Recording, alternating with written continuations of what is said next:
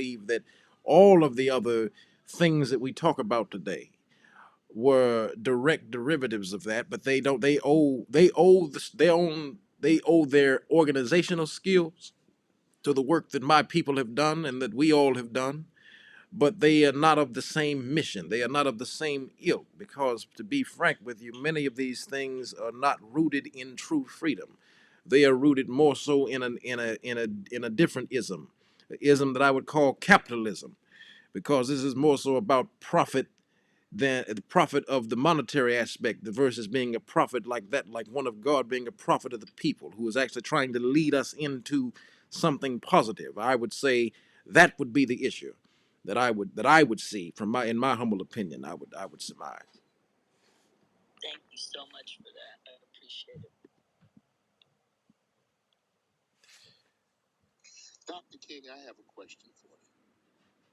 Go ahead. Do you ever get discouraged? I mean, really discouraged.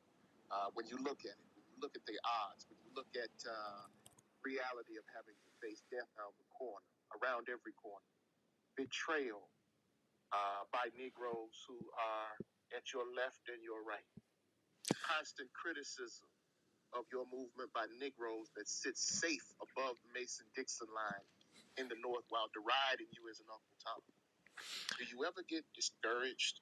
Do you ever get discouraged when I'm sure, I don't know if you've heard it, certain facets and segments of your own community that, misunderstood your message in the 21st century and have the audacity, the unmitigated gall to imply that you were an agent of the state in order to encourage black subjugation. This type of mischaracterization, of this type of extensive criticism by fly-by-night Negroes who are not subjecting themselves to the type of dangers that you're subjecting yourself to. Do you ever get personally discouraged, sir? Oh, I've been discouraged many times. In fact, I'll actually share with you all a story of one night where I was highly discouraged. I had been out meeting with the steering committee all this particular night. I had come home and my wife was in the bed, and I immediately crawled into bed to get some rest, to get up early the next morning. But then the telephone started ringing and I picked it up. And on the other end was an ugly voice. In fact, that voice said to me in substance, "Nigger, we're tired of you and your mess now. If you aren't out of this town in 3 days, we're going to blow your brains out and blow up your house." And Tony, I'd heard these things before, but for some reason that night it got to me. I turned over and I tried to go to sleep, but I couldn't sleep. I was frustrated and bewildered. So I got up and I went back to the kitchen and I started warming some coffee. I was thinking that somehow coffee would give me a little relief. But then I started thinking about many things. I pulled back on the theology and philosophy that I had just studied in the universities. I was trying to give philosophical and theological reasons for the existence and the reality of sin and evil, but the answer didn't quite come there. I sat there and thought about a beautiful little daughter who had just been born about a month earlier. You see, we have 4 children now, of course, but we only had one then, and she was the darling of my life. I would come in night after night and see that little gentle smile. And I sat there at that table thinking about that little girl and thinking about the fact that she could be taken away from me at any minute. I sat there and thought of a dedicated, devoted, and loyal wife who was over there asleep, and how she could be taken from me or I could be taken from her. And I got to the point that I couldn't take it any longer because I was weak, and something said to me, "You can't call on Dad, and now he's up in Atlanta 175 miles away. You can't even call on your mama now. You've got to call on that something and that person that your daddy used to tell you about, that power that can make a way out of no way." And I discovered then that religion had to become real to me, and I had to know God for myself. And so I had bowed down over that cup of coffee. Lord knows I never will forget it. And I had prayed a prayer. I prayed out loud that night. I said, "Lord, I'm down here and I'm trying to do what is right.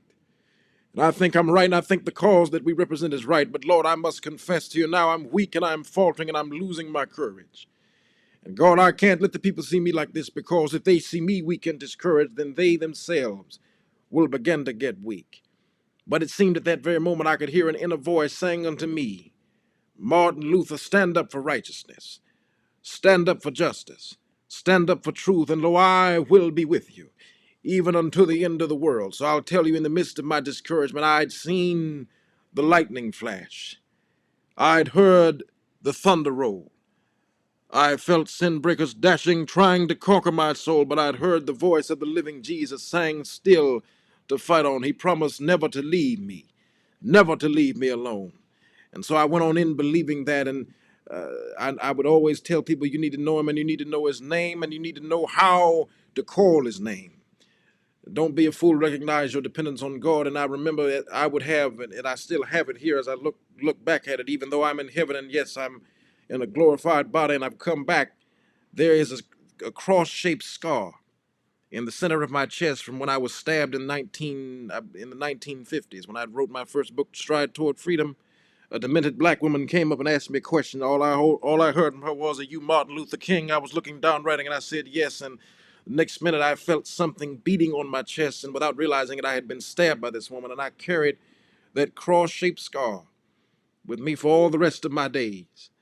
And people would often ask me, "Dr. King, are you afraid of death?" And I would say no, because at some point we're all going to have to die. At some point, we're all going to have to go across that Jordan River of time. At some point, we're going to have to cross the Jordan. And so I live my life knowing and telling people that when the day comes for me to cross it, I can't cross it afraid. Because the God that I worship didn't ever tell us to be afraid. The God that I worship said simply, "If thou believest in me, then all things are possible." And so I would, in the midst of my discouragement, I would feel as if I was, in many ways, like Jeremiah. Centuries ago, Jeremiah raised a question. He asked, "Is there no balm in Gilead? Is there no physician there?" Because he saw all too often the evil people prospering and the good people suffering. And so, centuries later, our foreparents, our slave foreparents, came along, and they too saw those injustices of life. They had nothing to look forward to morning after morning but the rawhide whip of the overseer and the very long rolls of cotton in the sizzling heat. But then they were able to do an amazing thing. They were able to pull back across the centuries. And they took Jeremiah's question mark, and they somehow were able to straighten it out into an exclamation point, and they were able to sing, "There is a balm in Gilead to make the wounded whole. There is a balm in Gilead to heal the sin-sick soul." And there's another stanza that I like so well. "Sometimes I feel discouraged. Sometimes I feel discouraged. Sometimes I feel my works in vain. But then the Holy Spirit revives my soul again." Now, Tony, I know that's a very long-winded answer to your question, but that's what happens when you're a Baptist preacher.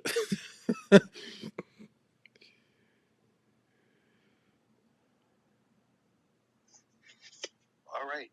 Anyone else have any questions for Dr. King? Yes, I have a question. So, as a child, I was taught Black history in school, some of Black history in school. Most was from my grandmother. Now, as an educator, we're being policed on what we can teach about our history. Say about them trying to do away with us learning or teaching our history to students in school and students learning Black history in school. Your question cut out, Bianca. Say the question again. What would you say about them trying to do away with us teaching Black history to our students in school and children learning about Black history in school? With now they're trying to do away with Black history in schools and what we teach and how we teach it. What would you say about that? Well, I would say that it's foolish. I think that when we talk about and when we look at what has happened in the world today, I think we need a connection to our history. However exploited and however painful our history has been, we are black, but we are the people that built this land. And I think because we built this land, the American educational system owes unto us a certain level of respect. I mean, I would even say now that Black history should not only be relegated to a single month, because Black history is American history. And so I would do away with Black History Month in many respects and increase, either do away with it, or make sure that if we do away with it, let me be clear on what I'm saying. Do away with the month of Black history and make a conscious, deliberate, determined effort to consistently teach Black history in all classes across all school groups, school grades, school ages, because I think that by not doing that, you are creating the disconnect in history. You are creating a disconnect from our history, and in doing so, you are damaging our people worse than by telling them the truth. It is a foolish thing to think that you can hide the history of the American Negro, because the history of the American Negro is directly tied up with the history of the United States of America. And so, for those that want to hide it and not teach it, I think that they are some of the greatest fools on the face of this planet. That would be what I would say. Thank you.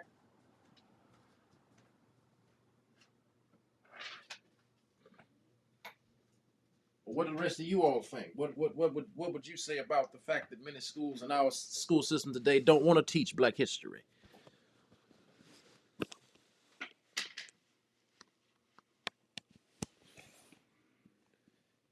I would say it's blatantly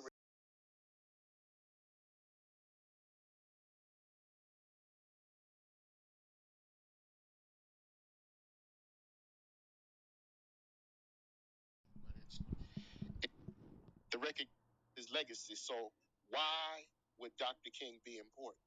Can you imagine a white child coming back to his mother saying, hey, mama, who is Martin Luther King? Who was Dr. Martin Luther King Jr.?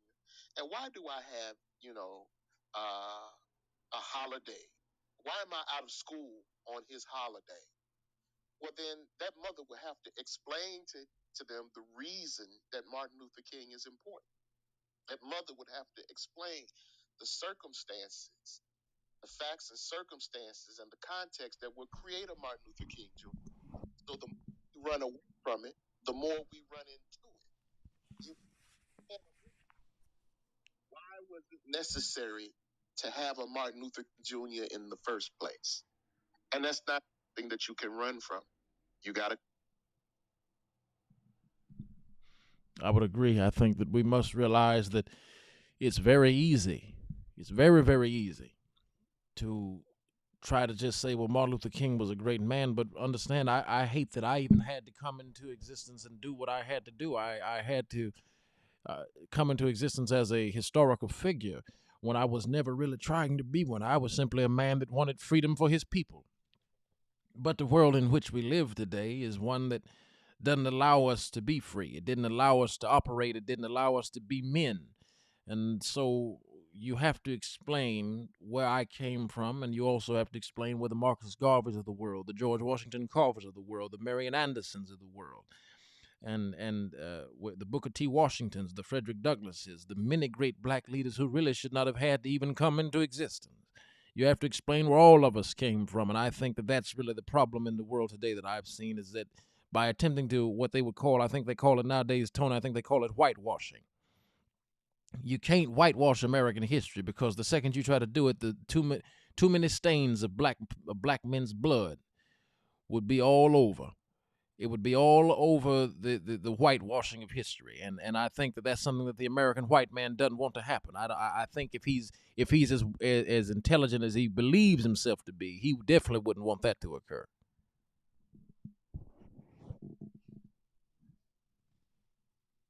Because that would lead us to nothing short of a revolution. What about this burning house, Dr. King, that you led us into? Where we at with it today? How have you seen it? Well, I think, Jimmy, that the Birmingham, and as I said earlier to the young lady that came before you were here, Kristen, she said that I had led us into a burning house, but I would say to all of you that, uh, when in that conversation I was having with Harry Belafonte that morning, when I had told him that as I was sitting down, and I told him, I said, I fear I've led my people into a burning house. And he said, well, Dr. King, what do you mean? I said to him, I said, well, I have no problem knowing that we'll win the struggle. I have no doubt, in fact, that we'll win the struggle, but we must realize that the burning house I'm talking about is the fact that even in the progress, in the midst of the progress that the American Negro has made, I don't know and I don't feel that the moral soul of America will catch up to, in essence, the material progress that we have made. And Martin Luther and as Martin Luther King Jr. has often said, I only wanted to see my people free. And so Harry said to me, he said, well, Dr. King, what should we do then if the house that you've led us into is burning? I said, well, let us become the firemen. Let us not stand by and watch the American house that we have built burn down. And so I believe that is really what the status of the burning house is. The house is not burning anymore. I think the blaze has been put out, and now we're still dealing with the last smoldering bits of fire and hell from racism. I do believe that racism is, through the grace of God, on its deathbed. But that disease can rear its head again at any moment. We have pushed racism now from the forefront to the background because they now have to be so subverted. They have to be so slick with their racism that nowadays we must realize that we can combat it, and we've been combating it for more than 200 plus years. And I think we can continue to do so. So that would be my response to you, Jimmy. I think. Do you believe the house we're in is still burning? What is y'all's opinion? Tony, Nicole, Bianca, what do y'all think of the status of the burning house of America? Well, see, initially with me, I can't debate from false premises. Uh, I think it's unfair. It's categorically unfair to designate that Martin Luther King Jr. led us into anything. We were already here. There were efforts, liberation or freedom efforts or freedom struggles that preceded Luther King Jr. Why? Because Black people want this little thing, this little abstract thing called freedom. So before there was a Martin Luther King Jr., there was a Philip Randolph, there was a Whitney Young, there was an Adam Clayton Powell, there was a Booker T. Washington, there was a W.E.B. Du Bois, as earlier stated, there was a Marcus Garvey. There were several liberation movements or independence or freedom movements or whatever you want to call them that preceded Dr. King. So I think it's incorrect to say that Dr. King led us anywhere. We were already in a house that was on fire, a house that was consuming our very flesh. And then also when you movements or whatever you want to call them that preceded Dr. King. So I think it's incorrect to say that Dr. King led us anywhere. Hold on. Somebody needs to mute up. Uh, to have your property stolen, to be accosted at every turn, to have your very existence controlled by what kind of job you could hold and what kind of job you could not hold. If you in states such as South Carolina, they taxed you to insist that your income remain equivalent to those of working class whites. That's not something that Dr. King led us into. It's something that we were already in and we were trying to find a way to get out of. So, from that position and from that perspective, I can't say that Dr. King led us anywhere. If anything, Dr. King was trying to teach us to be firemen. He was trying to show us the example of how to put out the flames, of how to save the country, if this country can in fact be saved. And that's a whole nother argument. But I think it's fundamentally unfair to blame him for leading us into this quote unquote burning house when he came to alleviate the suffering and rescue people still trapped in the flames.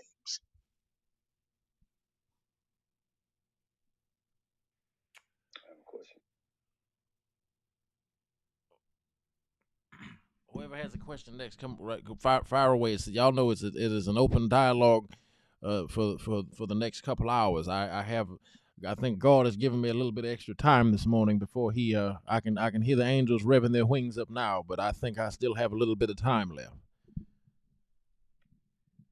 All right, Dr. King, how you doing? I'm a Black educator in the city. You led thousands to the capital of Montgomery. I'm from Selma. Question: what is your ideology on Selma compared to Selma now and this nation? Well, when you say my ideology based on Selma then versus now, what when you say the now, what is the now of Selma that you're talking about? In our modern world, as far as race, the rights to, I know then, you led thousands from this city that I am currently in to the Capitol steps in Montgomery. So how do you see the view of the vision you had then compared to what is going on now? Is it a big change or what? I just want to hear from you. I think that what I've seen today is, when I was leading us down, into Selma, and when I was leading us even in Memphis, I saw changes coming that I had never thought I would see before, and what I saw was the people um, moving toward the right direction. But I think that as I got older, and I think as I have been able to examine the status of America today in the world, uh, and I look at the status particularly of black people, I've seen more division in my absence than I ever saw unity when I was here. And unity was the strength of us was based around, I think, what I've seen is that our strength was based upon entirely the ability of us to come together and to stay together. But we stayed together, from what I understand and from what I realized about the struggle. We stayed together because we had a reason to. We had a boogeyman, if you will, that kept us in line. And the boogeyman was the racial injustice system that we fought against. And because we had that system, we were able to stick together as a people. But today, I think what we've seen is that when black people have gotten more freedom, the more separated, the more separatist internally we've become amongst ourselves. And I think that's one of the greatest problems I've seen. There's a new Selma we have to march on. We have to march against black brothers and sisters damaging and hurting each other. I think that is the new danger that I've seen, and the new issue, the new challenge that we face. And I think there's a way to overcome it. I'm sure that there's a way to overcome it. But the fact of the matter is that we, as a society of people, as a society of Negroes, we have destroyed and we are destroying the very same fabric that held us together. We are stronger than slavery. We are more powerful than being seen only as things to be used rather than persons to be respected. We are more powerful. We are better than we present ourselves to be. And so there's a new challenge, that there's a new dilemma that we must face. That would be my response to that one. Yeah, thank you. Jim Crow yet exists, and I believe that Jim Crow never lies in the system of Congress and our senators. So yeah, thank you. Oh yes, he still exists. As I've said, I believe that racism is emphatically on its deathbed, but we still have not killed it off entirely. It's possible, but it is not done yet. The task is not yet accomplished. Dr. King, what would you say about Black people's marriage rates right now compared to when you were alive? I think that the marriage rates in America today are horrendous. In fact, I know they're horrendous because when we look at the statistics, we were married when I was around. I think someone would have to correct me, and I think, but we were married around the rate of 86.3%. But now, from what I understand, the marriage rate stands at less than 50%. And I think that one of the strongest things that we had, there were two strong institutions surrounding the black man during that time. We had the institution of marriage, and we had the institution of the black church. Now, the black church has its own problems that need to be faced today. I've seen, and I see far too many corrupt preachers of the gospel that are running around talking about something known as the prosperity preaching. But the gospel that I preached is one not of prosperity, it is one of struggle. It is one of not prosperity, but perseverance.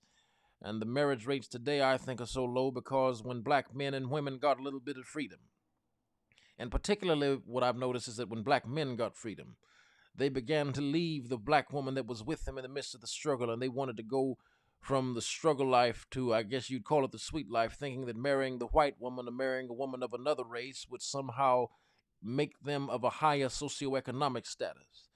But I'm here to tell you this morning that that is the greatest crock of nonsense I've ever seen. The marriage rates in America today must return to the Jim Crow levels. It amazes me, Miss Michelle, that it is a it is a it is a baffling statistic indeed that under terms of greater repression we stuck together more, which is what I've said all morning. But under greater expanses of freedom, we have become more separated from each other. It would seem to me that the American Negro works in reverse. The more free he is socioeconomically and economically and politically, the less tight knit his community is. But I think this is exactly what the white man wants. I think if Negroes return to the same level of community that we had back when we were oppressed, I think we would go back and we would become the greatest race of people of the greatest class, the greatest nation, the greatest ethnos of people in the world, in the United States, because nothing can stop the collective whole of the black man and the black woman. That is, until an insertion is made by outside forces to say that black men don't need black women or black women don't need black men. So the marriage rates are a direct, the decline in marriage rates among black people is a direct reflection of the way that black men and women are beginning to view each other. They're beginning to view each other as accessories, not necessities. But make no mistake about it, the black woman is a necessity for the black man. The black man is a necessity for the black woman. And in any attempt to move around that, any attempt to disprove that truth will only lead you to the same situation we've been battling with internally for the past 200 years. The excessive masculinity of the black woman and the excessive demasculization of the black man. We must move on and we must return to a sense of somebodyness. And I think that this is all I've ever preached for all the years I was on the earth, and I think that we can get back there. It can be done, but it must only be done through a conscious, deliberate, determined effort. We must reestablish the dominance of the black nuclear family, and we must reestablish the power of black marriages, and we must also reestablish true ministers of the gospel in black churches. Because so often preachers today are not concerned about anything but themselves.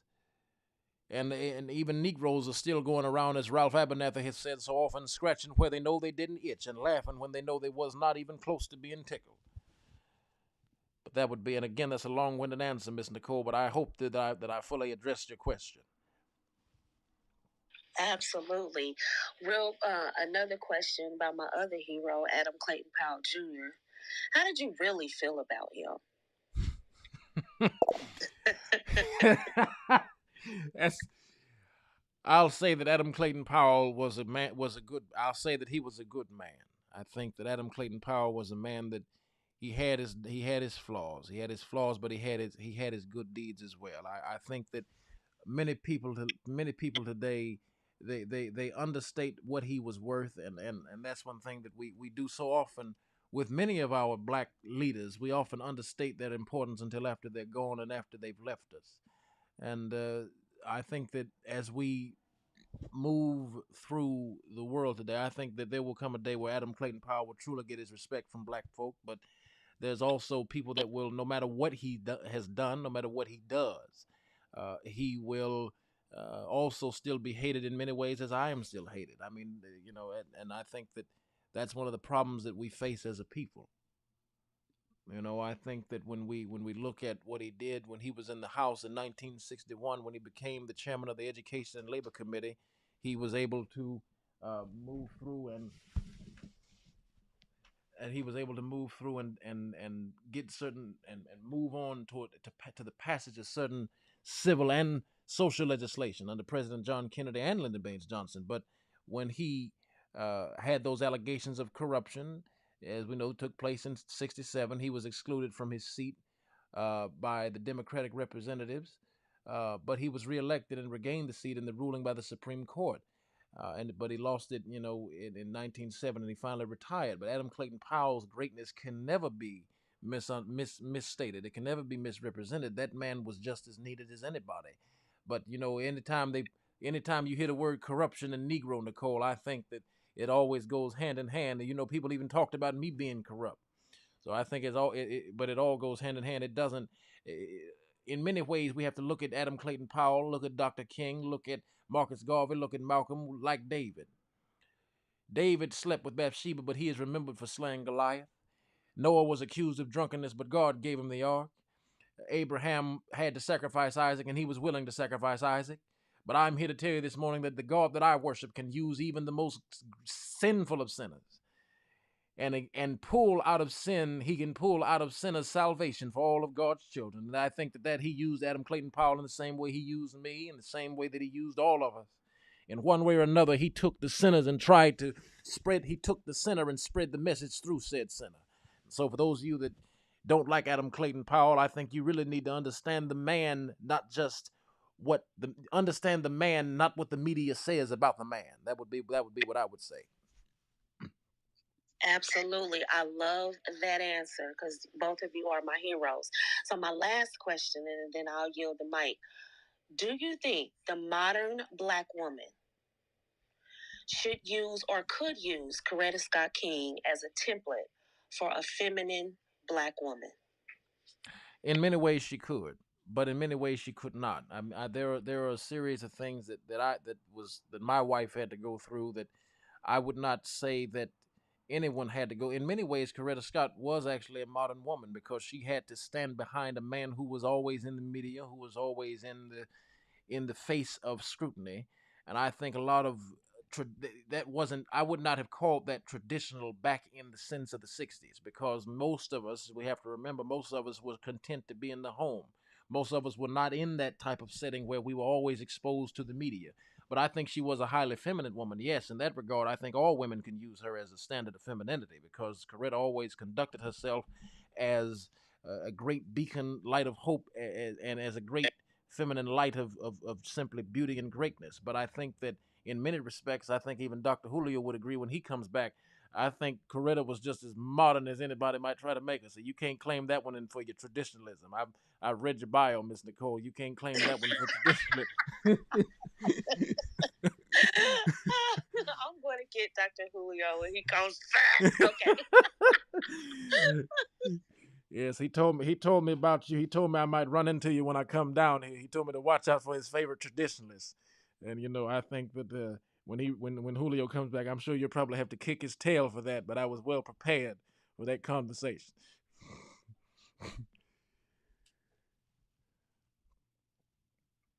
Question. That's funny. Winter. Oh, I'm sorry. Go ahead, Bianca. I didn't know. No, Winter could go. I'll go after. Okay. Hi, good morning, Dr. King. I have a two-part question for you.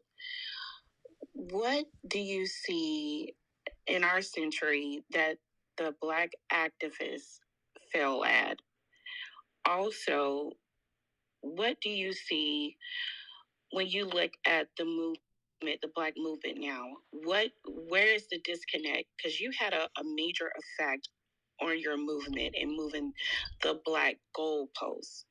But it seemed in this century, the Black goalpost is stuck. What do you think? Well, I think that the first thing I notice when we look at the disorganization of the Black movement, I think that the initial problem that I've seen is a lack of understanding and a lack of care.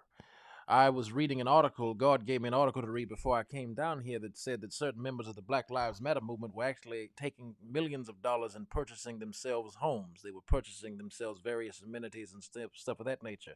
There has been a focus on profit rather than progress in the Black movement sphere today. I would call it, I've heard of the Black manosphere, but the Black movement sphere has become a three-headed beast that must be dealt with. We are moving in a way in our society today that is entirely, I would say, antithetical to what I was preaching and what I was trying to have us do back in the 60s. I think that today's Black Lives Matter movement is not for Black folk. I think that we have, again, a focus on profit rather than progress. As long as somebody's profiting, to them that is progress. As long as money is being lined in somebody's pocket, I think that that is what we have focused on, and I think that we must change that if we are to truly begin the process of really progressing in the world today. But I have said so often that the reason that the world must return, we must go back to the way we operated pre 64's civil rights bill. We need to move back in that direction, because if we don't, then we're never going to make progress collectively as Black folk. The second thing is we must create a society, we must create a standard by which all Black leaders are measured. There was even infighting, let's not forget, there was infighting amongst myself and John Lewis. There was infighting amongst myself and SNCC, the SCLC even. We were not perfect individuals ourselves, but we did have and possess an authentic collective in terms of what we were meant to do as a people, and we had the same end goal in mind. We had different roads we wanted to take to get there. Some of us wanted to go to the left, some of us wanted to go to the right, but at the end of the day, we wanted to see right as right. And I think that would be what I would say to answer that question. Thank you, Dr. King. And do you think in our time will we ever see a Black president again? Well, if he's better than Barack Obama, I'm sure that we'll see one. I think that that brother. I mean, I have to tell you this. I had already had my cross shaped scar that's on my chest. I already had it before I got my Nobel Peace Prize. Barack Obama got his simply for being in there. I don't ever want to see a black president come in off the wheels of his blackness alone and being compared to people like myself or Minister Malcolm X or Marcus Garvey or any of the great leaders whose blood was Keep my shed. name out your mouth, Martin. Keep my name out your mouth, My brother. I think that one of the things that you cannot do is compare the work of a Barack Obama, who to the work of those that came before him. I think that when you do those things, I think that it is unjust. I think we can certainly have another black president. I must confess that I never thought that we would ever get one within the short time span, relatively, that after I was gone, we would see a Barack Obama. He had an opportunity to be the greatest president in the history of the world for his people. But he more so operated as if he was the president of everybody, not realizing he was, yes, while he is the president of everybody, he is still a black somebody. And so he didn't operate within that politic and within that realm. And so in many ways I was disappointed. And I tried my best when I was in heaven not to pay attention to what he was doing down here, because it was actually causing me a great deal of distress. And in heaven, there ain't supposed to be no stress. And so I would tell the Lord to turn the channel every time I would hear that brother come on the news. Thank you. That actually segues into my question. Many feel that the Democratic Party isn't doing anything for the Black community, but others are being chastised by their own family members for no longer aligning with the Democratic Party. What would you say about this, and why do a lot of Black people feel that the Democratic Party is synonymous with their Blackness? Well, I think that they were taught that. I think that my father, Dr. Martin Luther King, or excuse me, Reverend Martin Luther King Sr., was a registered Republican. Myself, I never registered Republican nor Democrat, but I was a card-carrying member of the NRA, and it's often purported that I was a registered Republican, but that simply was not never true. But I did support actually many what would be called conservative ideals today. And I think that one of the things that we must realize, and one of the things that I have often tried to acknowledge and pay attention to, is that the Democratic Party has always been antithetical to black progress. And I'll tell you this story very briefly. When I was in jail, it was in the I want to say this was in the late 50s, early 60s. It was before Kennedy had gotten elected. My father had reached out to both of the Nixon and the Kennedy campaigns, and he plainly told the Kennedys, he said, if you get my son out of jail, I will sway the black vote in your favor, and I will make sure that black people are staunch supporters of the Democratic Party for the next 100 years. He reached out to both the Nixon campaign and the Kennedy campaigns, and only the Kennedy campaign lobbied to get me out of jail in Birmingham.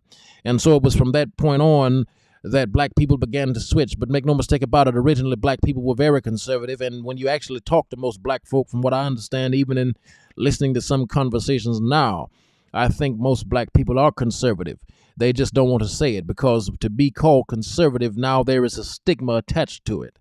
When you say conservative, I think that there's even been a stigma that apparently only rich people can be Republican. I didn't know only rich people could have good sense. I never understood that. I wasn't a wealthy man, but I wasn't necessarily poor either. I always had a good understanding of what it meant to manage money, and I think that the Democratic philosophy has always been one that says, I will give the black man a fish every day, versus the Republican philosophy of pull yourself by your own bootstraps. I'll say that I will teach you to fish. Now, the only problem I had with Republicans back in my day, some of them would understand, yes, I want to teach you to fish, and I want you to pull yourself up by your own bootstraps, but they didn't give us any boots to put on in the first place. And I've often said it is a cruel jest to say to a bootless man to pull himself up by his own bootstraps. But I would love to see a mass exodus of black folk from the Democratic plantation. And I'm not sitting here saying that there's a Republican salvation, but there definitely needs to be an exodus of the Democratic plantation. Thank Brother you. Martin, I would like to ask you a question, Brother Martin. Where were you at on June 19th of 1963? Correct me if I'm wrong, Brother Silk, but I believe that is the Big Six meeting when we got a bunch of money from the government, if I'm not mistaken. So you talked about the Black Lives Matter activists of today, Brother Martin, and you acting like I don't remember the stuff that you was on back in the 60s in our day. So I'm going to remind everybody where you was at on June 19th of 1963.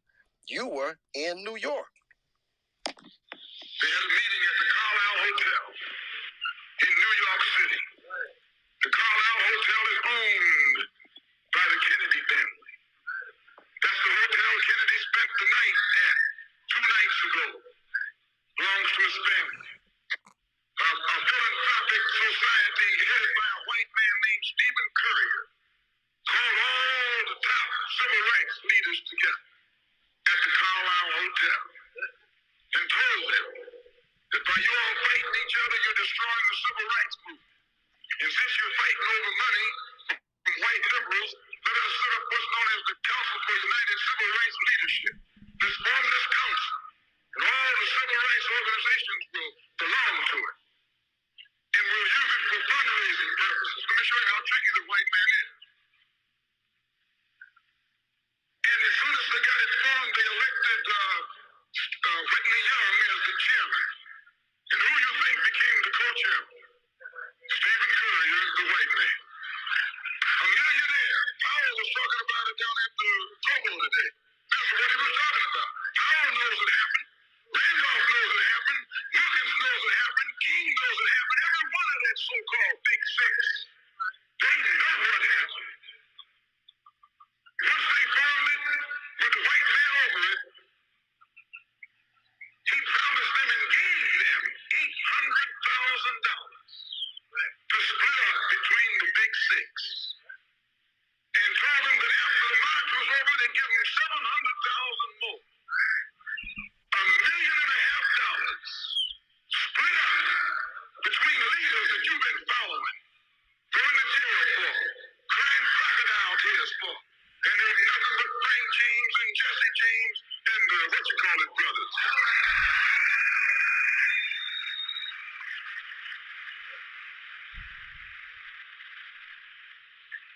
Soon as they got the setup organized, the white man made available to them top public relations experts.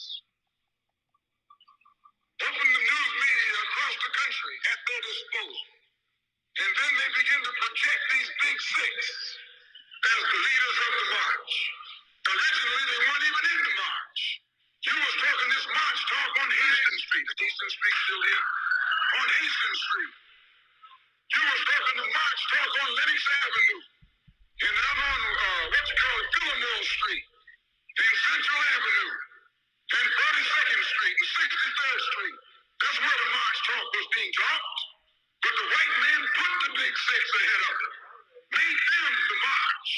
They became the march. They took it over. And the first move they made after they took it over, they invited Walter Reuther, a white man. They invited a priest, a rabbi, and an old white preacher.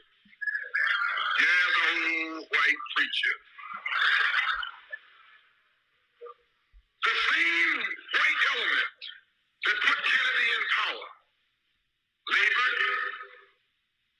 the Catholics, the Jews, and liberal Protestants. Same clique that put Kennedy in power joined the March on Washington. It's just like when you got some coffee that's too black, which means it's too strong. What you do? You integrate it with cream.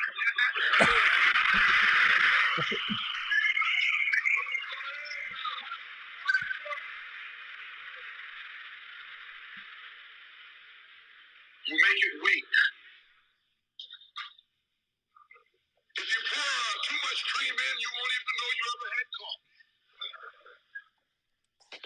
It used to be hot, it becomes cool. It used to be strong, it becomes weak. It used to wake you up, now it'll put you to sleep.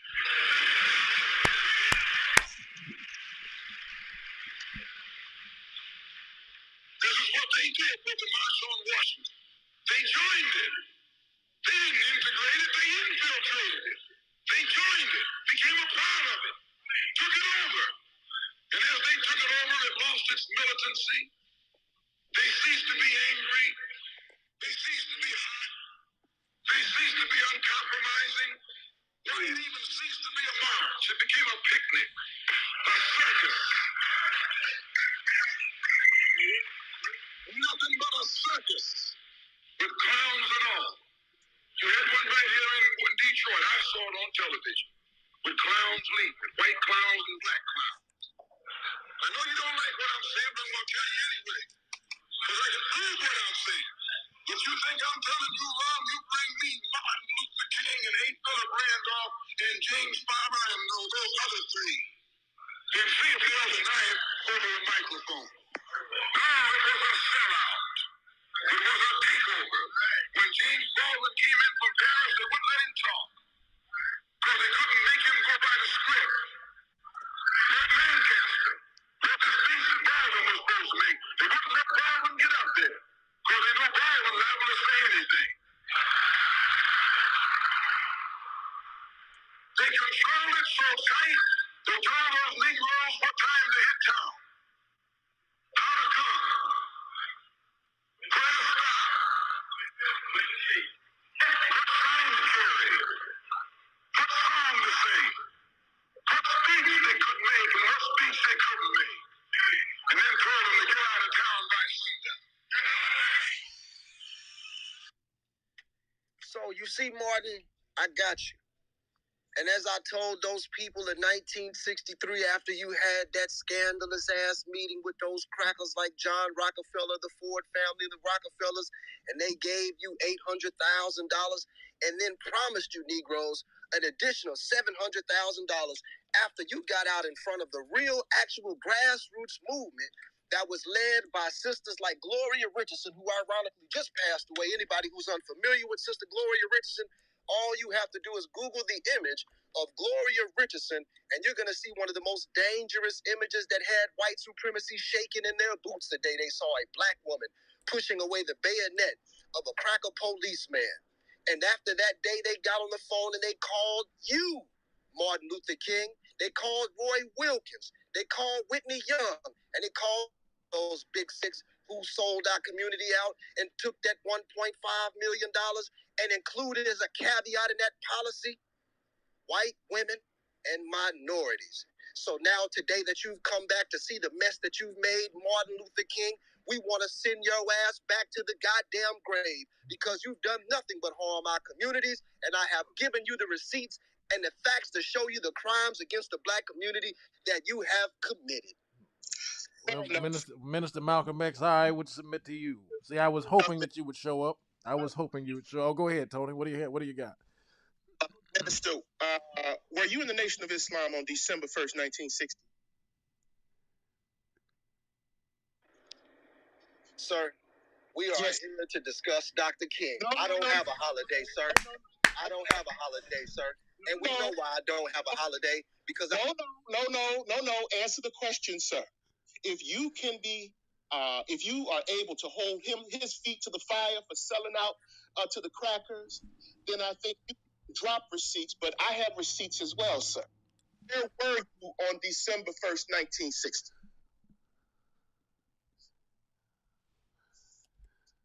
Don't tell me the great minister Malcolm X, who I was actually, I'm glad that our brother minister has joined us. Apparently, Malcolm X overtook Julian's body just as Dr. King has overtaken Julio's. That's a great, I think that's a great question, Tony. Where was Malcolm on December 1st, 1960? Where minister?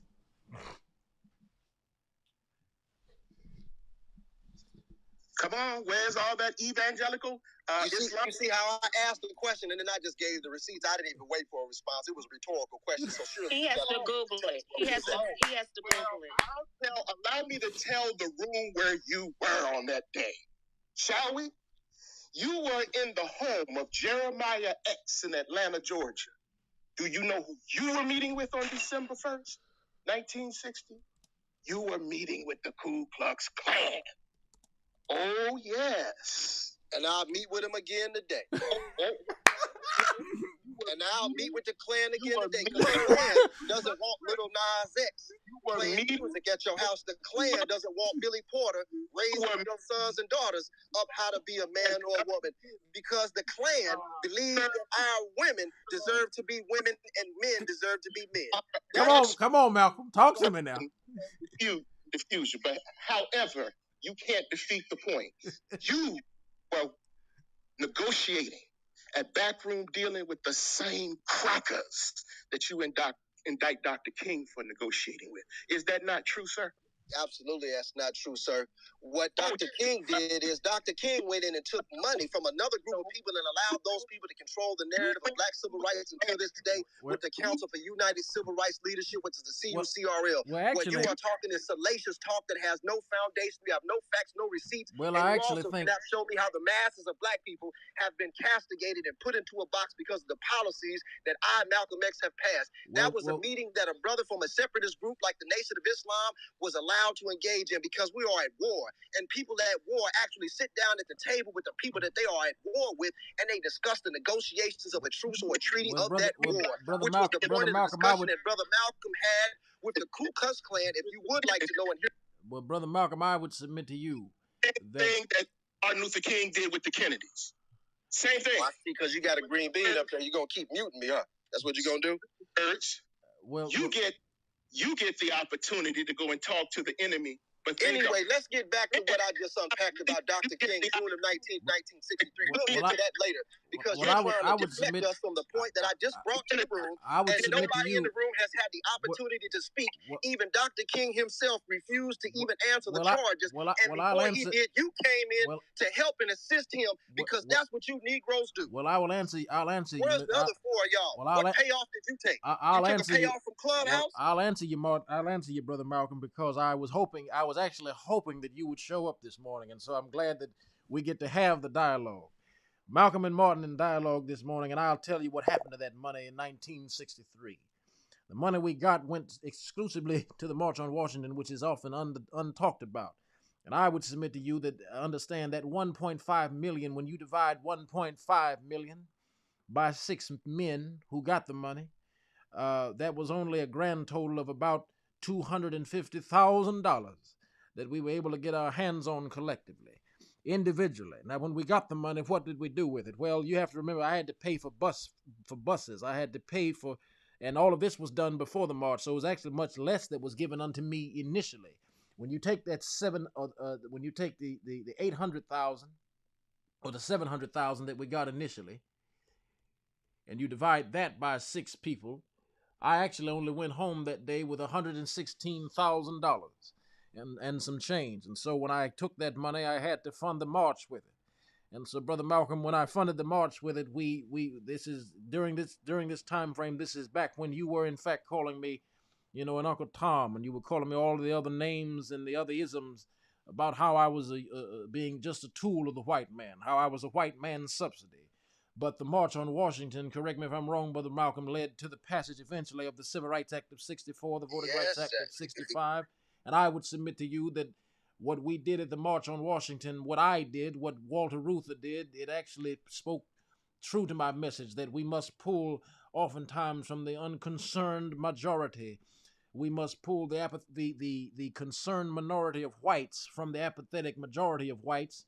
And when we do that, we can truly make authentic progress. And I would submit to you that what we did in 63, no march that was ever hosted or led or by the Nation of Islam ever really at that time ever matched anything that we were able to do in the civil rights struggle from the SCLC, the SNCC, the other various unions and groups that came to work with us. I don't think that you were able to accomplish anything of the sort because your message at the time was far more divisive than the message of mine. Could it be perhaps that the very money that you were using came from the same white liberals, the same devils who exploit our communities today? That would be true. The Nation of Islam was not in negotiation with the Rockefeller family, the Rothschilds family, nor the Ford family. Nor were we in communication with people from the unions that were actually displacing black workers. We understand that black workers between 1939 and 1954, wages increased by 400%. Black student enrollment in colleges during that exact same time was up 2,500%. But what was the white liberal pushing black leaders like yourself to do? That was to support what was known as Brown versus Board of Education, which is school integration, at a time at the end of a 15-year period. These are U.S. Department of Commerce statistics that you can find in a documentary called The Secret of Selling the Negro, also called How to Sell the Negro, which is a 1954 report issued by the U.S. Department of Commerce. And in that documentary, you will be able to watch the Secretary of the U.S. Department of Commerce himself, Sidney Weeks, give you this data. 2,500% black student enrollment in college was up between 1939 and 1954, and 400% black wages were up between 1939 and 1954. Now, what happened? In 1955, the brave Mamie Till had an open casket for her son who was murdered in Mississippi and body brought back to Chicago. The Chicago Defender and many other newspapers made this in today's terms. Martin, they would call it, the youngsters now call it going viral. And back in those days, the image of young Emmett Till went viral. And what happened? It began what we now know as the Civil Rights Movement. And when the Civil Rights Movement began, we understand that black people were the owners and controllers of their own destiny. We owned and controlled the stores in our communities. We owned and controlled the movie theaters in our communities. We owned and controlled the candy shops in our communities. We owned and controlled the ice industries in our communities. We built the homes that we lived in, and we were the most well-known laborers in this country. Many of our brothers like Granville T. Woods, who have invented things like the gas mask. We're in a pandemic right now. I guarantee you these folks are using the invention of our brother Lewis Latimer, and Granville T. Woods. We've got other brothers that have done amazing things in our community. And brother, we have not had the opportunity for these people to enjoy the success that they have created for themselves.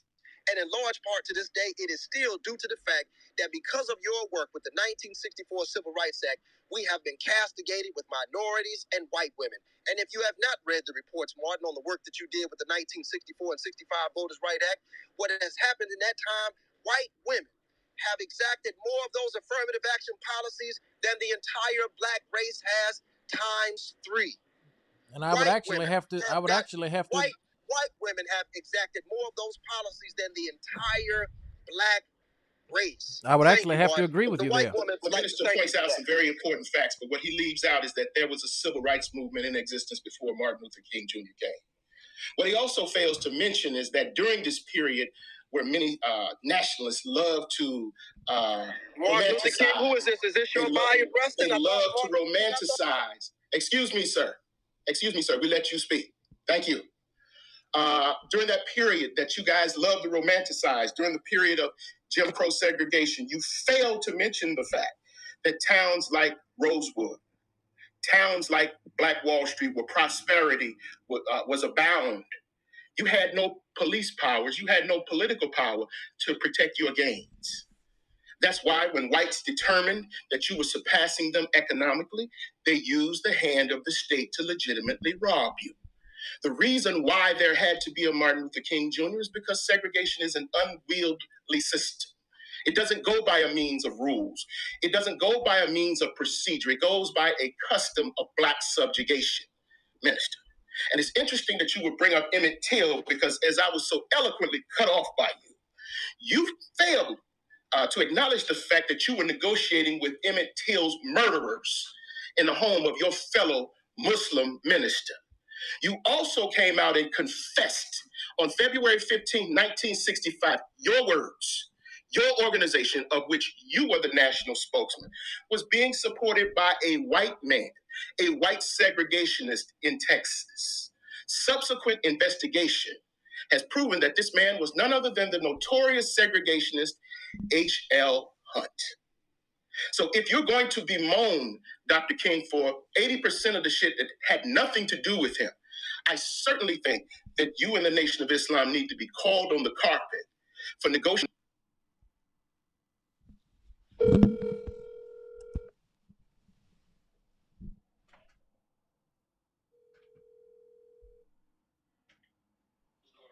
good, bro?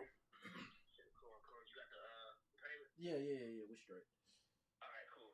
So, I talked to the attorney this morning. He wanted me to ask you,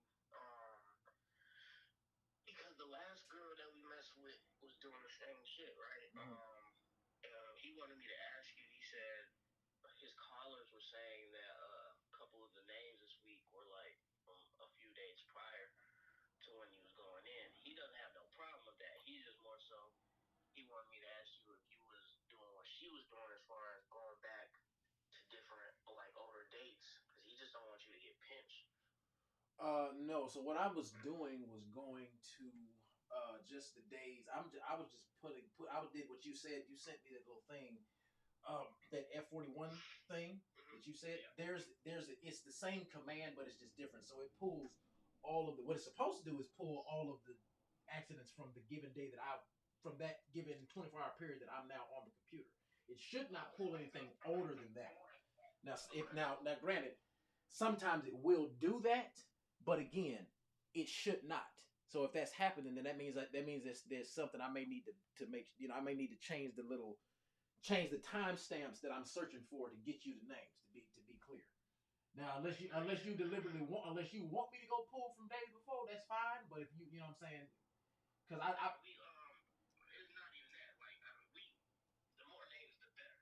Okay. Like, it's just he's more concerned about you just not getting caught up the same way Shorty did. But really, we found out Shorty got caught up because she was running her mouth. She tried to recruit somebody else, and that person that she tried to recruit ratted on her, or like Yeah, that's dumb. Yeah, that's dumb as hell.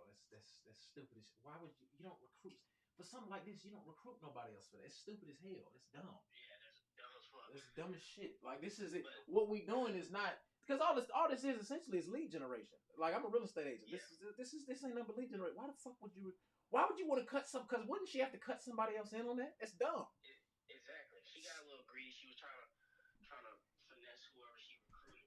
But whenever she was told on, they went back and seen that she was pulling days from the days that she wasn't even supposed to be at work. So that's how she really got caught up. Oh yeah, hell no, that shit there is insane. Right. So he was just a little concerned. He was like, shit, we got a good thing going, and just make sure he's not backdating, and so he doesn't get pinched. But if you have a way to do it and get more names, it's more money for all of us. Yeah. It's up to you. Whatever you comfortable with. This week was a good week, great week actually. So, yeah, I just want to highlight you about that. Yeah, no worries. So what I mean, because I'm doing it on my own, I don't mind. You know what I'm saying? I don't mind going back to make sure that you squared away in terms of names and whatnot. But I ain't never bringing nobody else in on this shit. I'm not. I ain't doing that. If fuck no, because if I do that, it's on my own. You know what I'm saying? Like, no. Okay, well, shit, that's your call, bro. I'm not even gonna pressure you to do anything. That's your call. Whatever you feel comfortable with next week or on your next work week.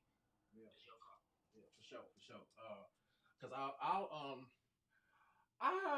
I should have enough. You know, what I'll do this particular week, I'll make sure that I'll toy around with the settings to make sure it stays exclusively within the days that I'm there. I got to figure out how to do that, but I'll judge that if I get enough. Because like I said, I was just hitting F41 and then just pulling. You know what I'm saying? I was just snagging that. So when I modify it this week, if it's a whole lot less, I'm like, I'll make sure, because I think, like I said, you got 400 this week, so I'll make sure that I do my best to still kind of keep it within that range. But if it falls off a little bit too much, I may go backwards a little bit if I can figure out how to specifically do it without getting, you know what I'm saying, without getting pinched. So, but yeah, for sure.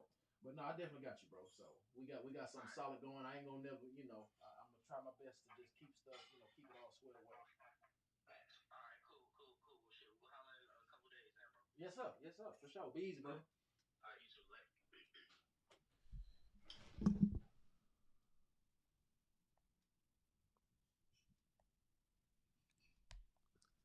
You the way that this government treats you does not belong to you. And he said that was the foolish part of our people. And additionally, it might appear that most people were agreeing with Martin Luther King, but you need to know in 1964, there were 11 million eligible voters out of the 22 million African American people in this country. And only 3 million African American people went to the polls. And only 86% of those people actually voted for the Democratic Party. So the overwhelming majority of African American people at that time in 1964, more than 20 million of them did not vote in favor of integration, did not vote in favor of what the white sex offender, Bayard Rustin, organized and produced for us to say that we have a dream. We all know that in order to have a dream, your black ass got to go to sleep first. You see. So one thing we've learned over the course of time of the last 60 years is we understand when we go out here in our communities, if anybody has a business and you do business with the city or the state or the federal government, and you look up the racial disparity studies, those contracts are going to white women and immigrants who are calling themselves minority. After you pass that help to get that policy passed, Brother Martin, if he ain't ran off and went back to the grave, him and Dr. Julio didn't jump back in that goddamn casket. Oh no, I haven't gotten back in the casket. And the brother said this. When you understand, I know you can't handle me, Dr. Julio. You done got on the phone, you done texted and called your friends and get the gang over here. Let me get 10 or 12. See, I don't need no help. I don't need no help.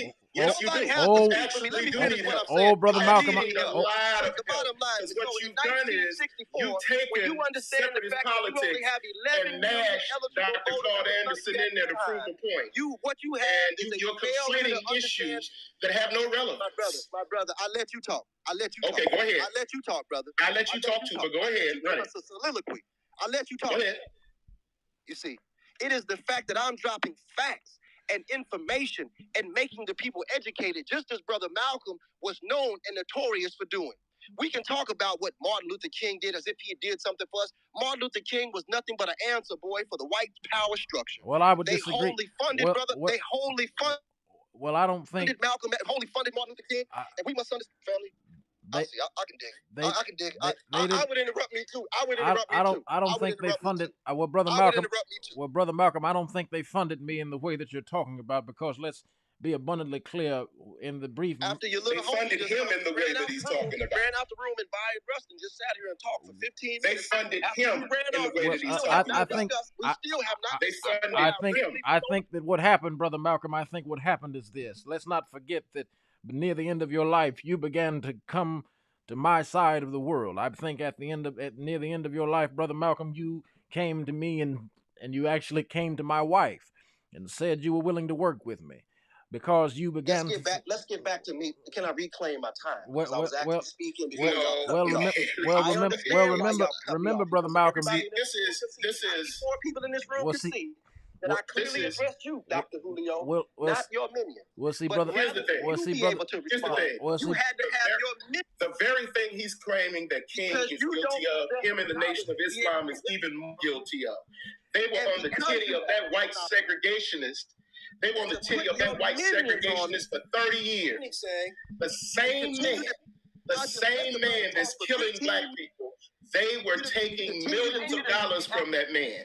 They were taking millions of dollars. That man bought Elijah Muhammad's mansion. That man paid for Elijah Muhammad's empire. So before you fix your mouth to call anybody a sellout, I think you need to sweep around your own front door. I really do. And these hodgepodge of facts that you put together, you are very good at stating facts. However, your facts are without the benefit of concrete analysis. The fact that you can rattle off the voting numbers in 1964 has nothing to do with the fact that most of Black America supported the Civil Rights Act. Most of Black America supported the Civil Rights Act of 1964. Most of Black America supported the idea of integration. Now, whether it was the right thing to do and how it was done is another discussion. But it was clear that most of Black America was behind the Civil Rights Act. Most of Black America was behind the Voting Rights Act. Most of Black America was behind the freedom rides, even if they didn't support it, they benefited from it. Now, all these other things that you're conflating, as far as the failure of the Civil Rights movement, as far as the failure of the Civil Rights Act, one thing has absolutely nothing to do with the other. The fact that you have white women benefiting from affirmative action has absolutely nothing to do with the failure of the Civil Rights Act. And I think what it does have to do with is a chronic failure of Black political power. And I think that has nothing to do with the Civil Rights Act. It has to do with a fundamental lack of economic wealth that Black America has yet to achieve. Now, that has nothing to do with someone saying they're passing a bill allowing you equal access into public spaces. That has nothing to do with equal access, equal protection under the law. That has nothing to do with the elimination of poll tax. That has nothing to do with the elimination of literacy tests. The Voting Rights Act and the Civil Rights Act were to allow access to public accommodations. Correct. The problem you are so eloquently attempting, but yet failing to explain, has to do with a lack of Black political power at crucial points.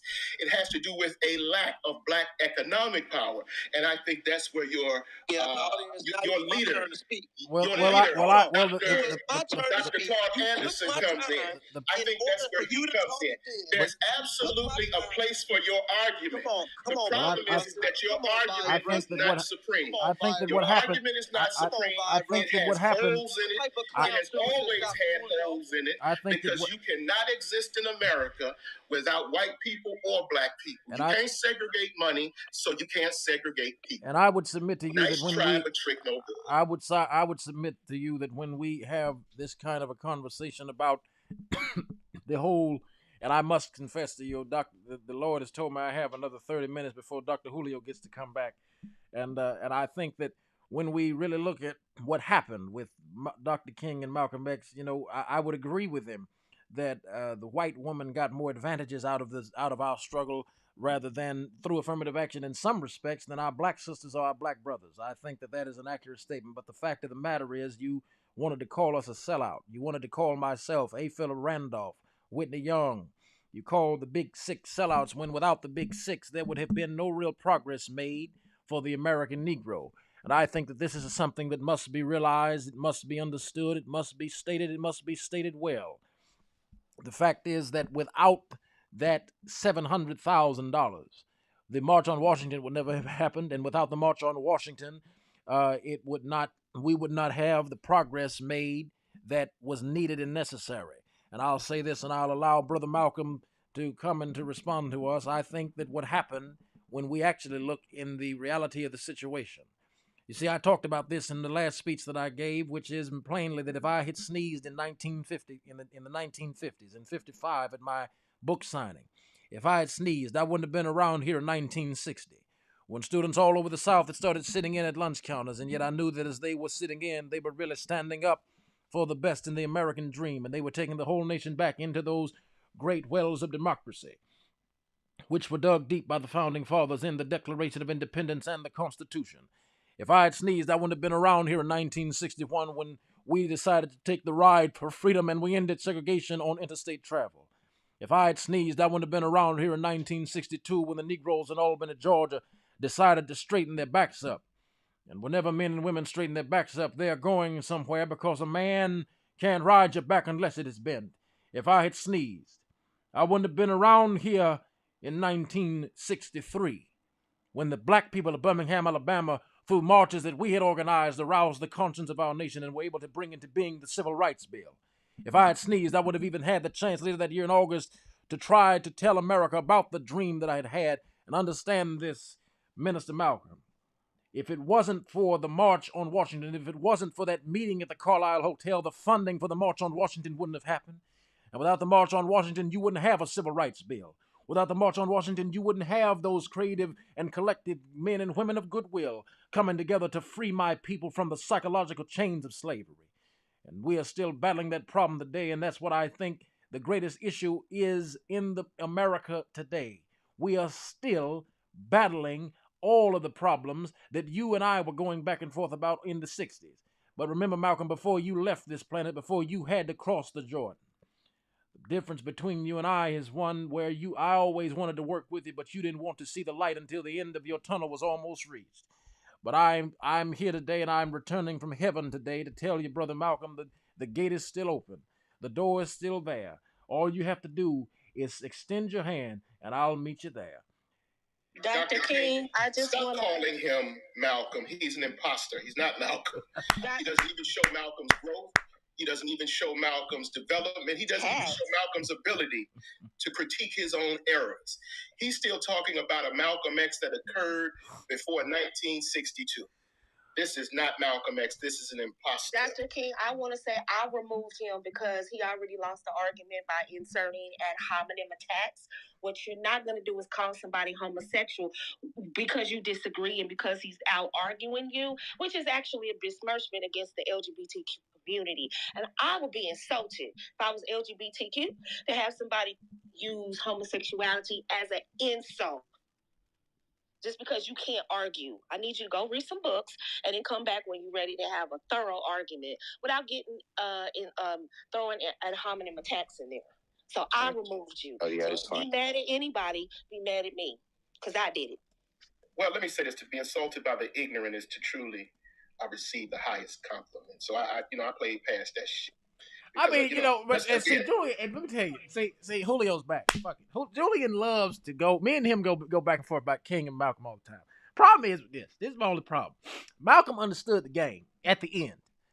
Julian does. Tony, you're right. He's stuck in 62. That would be like me sticking to Martin in 55. You can't do that because the Martin King in 55 is full of shit. Seriously, the Martin King in 55 before he got stabbed. That was not the same Martin Luther King. It was not. Before he had that religious experience where he talked about the whole, the phone call. The phone call that changed Dr. King's life was the phone call when a white man got on the phone and said, nigga, if you don't leave this town in 3 days, we're going to blow your brains out. We're going to blow your damn house up. It was at that moment that he said, at that moment, he heard the voice of God say to him, Martin Luther, stand up for righteousness, stand up for justice, stand up for truth, and lo, I will be with you even until the end of the world. He said he had never felt. And he said it like this. I'm going to quote his words exactly. He said, I grew up in the church. I'm the son of a preacher. I'm the great-grandson of a preacher. My father's a preacher. My daddy's brother is a preacher. My only brother is a preacher. So I didn't have much choice, I guess. But I'd grown up in the church, and the church meant something very real to me, but it was a kind of inherited religion, and I never felt that experience with God in the way that you must have it if you're going to walk the lonely paths of this life. One day after graduating school, I was called down to a little church in Montgomery, Alabama, and I started preaching there. It was one day a year later, a lady by the name of Rosa Parks decided she wasn't going to take it any longer. She stayed in the bus seat, and you may not remember it because it is way back now, several years, but that was the beginning of the movement where 50,000 black men and women refused absolutely to ride the city buses, and we walked together for 381 days. That's what we got to learn in the North. Negroes got to learn to stick together. We must stick together because we stuck together down here in the South. We sent out the call and no Negro rode the buses. It was one of the most amazing things I had ever seen in my life. They had called me to lead the organization, the Montgomery Improvement Association. I couldn't say no. And then we started our struggle together. Things were going well for the first few days, but then it was about 10 or 15 days later after the white people in Montgomery knew that we meant business. They started doing some nasty things. They started being nasty telephone calls, making nasty telephone calls. It got to the point that some days more than 40 telephone calls would come in, threatening my life, the life of my family, the life of my children. I took it for a while in a strong manner, but I never will forget one night. It was very late. It was around midnight, and you can have some strange experiences at midnight. I had been out meeting with the steering committee all that night. I had come home.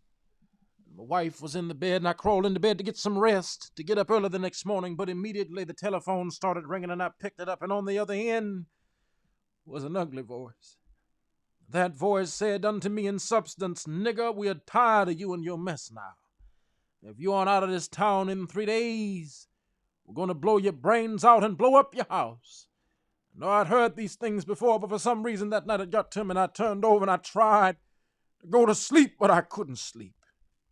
I was frustrated, bewildered, and so I got up and I went back to the kitchen and I started warming some coffee, thinking that coffee would give me a little relief. But then I started thinking about many things. I pulled back on the theology and philosophy I had just studied in the universities. I was trying to give philosophical and theological reasons for the existence and the reality of sin and evil, but the answer didn't quite come there. I sat there and thought about a dedicated, devoted, and loyal wife who was over there sleeping, how she could be taken from me or I could be taken from her. And I got to the point that I couldn't take it any longer. I was weak. And something said to me, you can't call on daddy now. He's up in Atlanta, 175 miles away. You can't even call on your mama now. You got to call on that something and that person that your daddy used to tell you about. That power that can make a way out of nowhere. And I discovered then that religion had to become real unto me. And I had to get to know God for myself. And so I bowed down over that cup of coffee. Lord knows I never will forget it. And oh, yes, I prayed a prayer. And I prayed out loud that night. I said, Lord, I'm down here trying to do what is right. I think I'm right, and I think the cause that we represent is right. And I think I'm right. I think the cause that we represent, yes, it's right, but I have to confess that I'm weak now, I'm faltering, and I'm losing my courage. And I can't let the people see me like this, because if they see me weak and discouraged, they will begin to get weak. It seemed at that moment that I could hear an inner voice saying to me, Martin Luther, stand up for righteousness. Stand up for justice. Stand up for truth. And lo, I will be with you, even unto the end of the world. So I'll tell you, I've seen the lightning flash. I've heard that thunder roll. I felt sin breakers dashing, trying to conquer my soul, but I heard the voice of the living Jesus saying still to fight on, and he promised never to leave me, never to leave me alone. Now go on in believing that. You'd better know him and know his name and know how to call his name. And so with that, I'm sorry to tell you, Dr. King is going to heaven because my voice is tired. And I'm going to tell you this right now. Martin Luther King and Malcolm X right now would be the most united people. They'd also be the most pissed off Negroes in the world. Because black people failed them niggas. We failed them niggas. 100% failed them both. They died for us, and look how we are. And look what we did. How we're acting today. We turned a Return of the King moment. You know what? This reminded me. This reminded me of the Boondocks episode when Dr. King came back. What did he say? He said, "Will you ignorant niggers please shut the hell up?" I'm telling you, that's what happened. We have, and I think that's another thing with us as black folk. We love taking our leaders and putting them against each other when they always talk. Like when people, and Nicole, I know you know exactly what I'm talking about. When most people talk to me, they love me at the end of the conversation. They come in, can't stand my black ass. All this light-skinned Republican son bitch. But by the end of it, like, I hate this nigga, but I love listening to what he got to say. The same thing with Nicole and her femininity coaching. I would imagine, I guarantee you it's the same thing with Tony. But I submit to you this morning. I submit to all of you. If Malcolm X were alive today, he and I would be together and we would change the world. We would also be pissed at the world, because the problem that I've seen in the world today, the problem that I have witnessed, what I have experienced in the world is that the men and the women that are here today after what me and Malcolm have done, they are not at all operating under the guise of freedom. As I've said, the Black Lives Matter movement is operating not based upon the principle of progress, but the principle of profit. Black people today are so concerned with lining their pockets and creating dissension and division and the maintenance of division that we will never make authentic progress in this world. And unless we collectively begin to move in the same fashion as Dr. King, yes, I'm sorry, I'm biased. I think Dr. King's method was far superior to Malcolm's pre-62, pre-62 Malcolm, right? Now, from before he was, again, obviously before he was killed, I think Malcolm X saw the light. I think Dr. King also saw the light. You know, Malcolm X was clear that the Nation of Islam, at best, was a reform organization. Yes. And in their defense, they said that they were not political.